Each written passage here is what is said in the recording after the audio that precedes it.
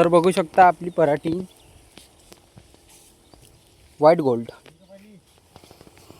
तर हे आमचे मजदूर. त्याला वावरातला मालक आहे मी. तर काही पण बोलून राहिला आहे, मी मालक आहे यांचा. काही असं तसं नाही, हा मालक नाही माझा.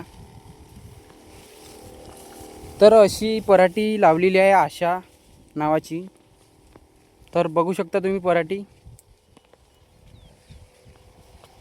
तर आभाळ आलेला आहे आता. तर हे आमचे नामदेव आप्पाजी. तुम्ही काय सुविचार सांगा थोडाफार पराठीचा. बरं चांगलं आहे ना.